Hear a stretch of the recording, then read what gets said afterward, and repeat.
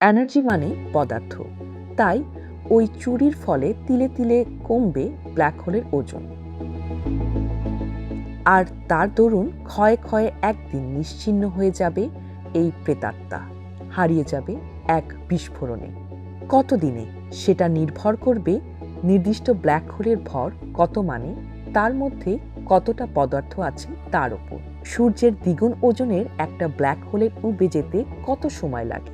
গণিত বলছে একের পর ৬৭টা শূন্য বসালে যে সংখ্যা দাঁড়ায় তত বছর, অর্থাৎ আমাদের এই ব্রহ্মাণ্ডের বয়সের অনেক অনেক বেশি গুণ সময় পরে।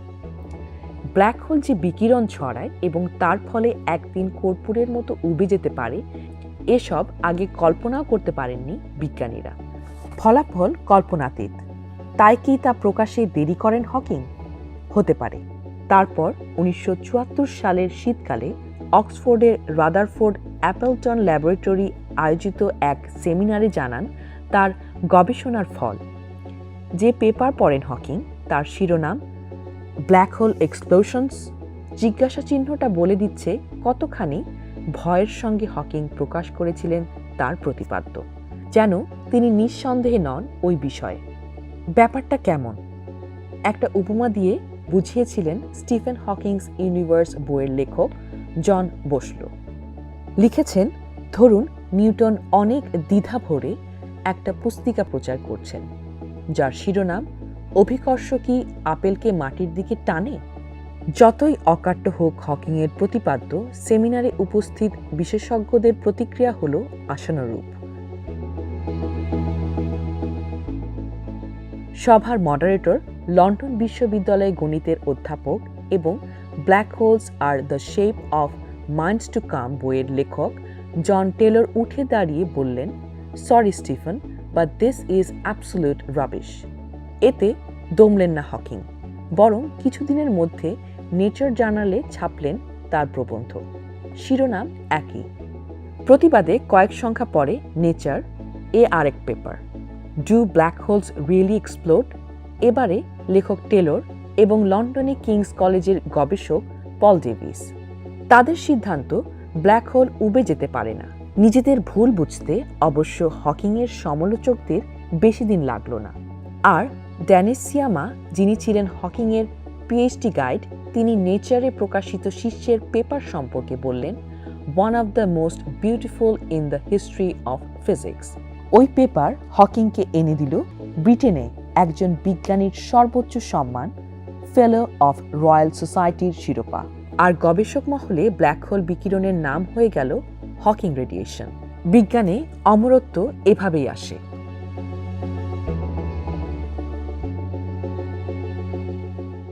হকিংয়ের প্রয়াণে দেখলাম উঠেছে একটা ক্ষেত।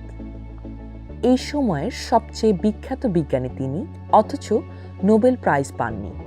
হ্যাঁ, হকিং পেয়েছেন বহু পুরস্কার, Albert Einstein award, Wolf prize, Copley medal, fundamental physics prize ওই তালিকায় আছে। নেই এই গ্রহের সবচেয়ে বিখ্যাত পুরস্কার নোবেল। যদি পেতেন তিনি ওই প্রাইজ, তবে তা আসত কোন সাফল্যের জন্য? বিশেষজ্ঞরা এ ব্যাপারে একমত। তা পেতেন হকিং ওই ব্ল্যাক হোল বিকিরণ গবেষণার জন্য। এ কথা ঠিক যে শুধু তত্ত্ব পেশ করার জন্য নোবেল প্রাইজ দেওয়া হয় না, দেওয়া হয় সে তত্ত্বের সত্যতা পরীক্ষায় প্রমাণের পর। হকিং বিকিরণ যেহেতু পরীক্ষায় প্রমাণ হওয়া দুরূহ ব্যাপার, আস্ত একটি ব্ল্যাক হোল যেহেতু উবে যে লাগে অকল্পনীয় বেশি সময়, তাই ব্ল্যাক হোল সম্পর্কে হকিং যা যা বলেছেন সেসব এখনও তত্ত্বেরই ব্যাপার। সেজন্য ২০১৬ সালে হকিং ভক্তরা উৎসাহিত হয়েছিলেন এক খবরে। তখন হাইফা শহরে টেকনিয়ান ইসরায়েল ইনস্টিটিউট অফ টেকনোলজির বিজ্ঞানী জেফ স্টেইনহাওয়ার ঘোষণা করেছিলেন তিনি হকিং বিকিরণ লক্ষ্য করেছেন। কিসে?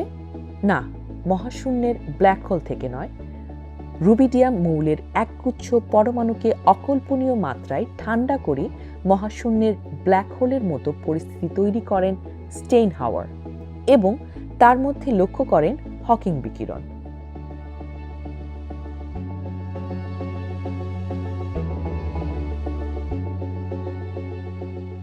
মানে নকল পরিস্থিতি এবং তার বিকিরণ।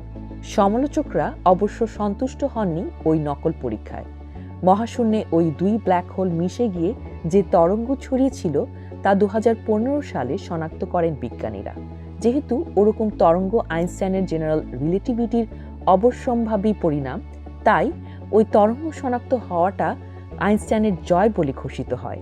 তখন নেচার জার্নালের সাংবাদিক হকিংয়ের ইন্টারভিউ নিলে তিনি জানান, বিজ্ঞানীরা তার এক অনুমান পরীক্ষায় সচেষ্ট হলে তিনি খুশি হবেন। কি অনুমান? দুটো ব্ল্যাক হোল মিশলে দুটোর ইভেন্ট হরাইজনের মোট ক্ষেত্রফলের চেয়েও বেশি হবে নতুন তৈরি ব্ল্যাক হোলের ইভেন্ট হরাইজনের ক্ষেত্রফল। এই অনুমান সত্যি প্রমাণ হলেও নোবেল পেতে পারতেন হকিং।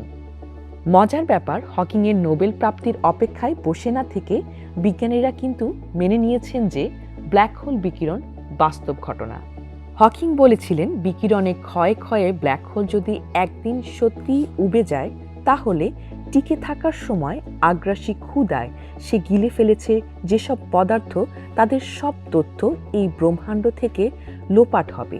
কারণ হকিং রেডিয়েশন যেহেতু ইভেন্ট হরাইজনের বাইরে থেকে আসে, সেহেতু প্রেতাত্মার জঠরস্থ বস্তুর কোনো চিহ্ন সে বয়ে আনে না।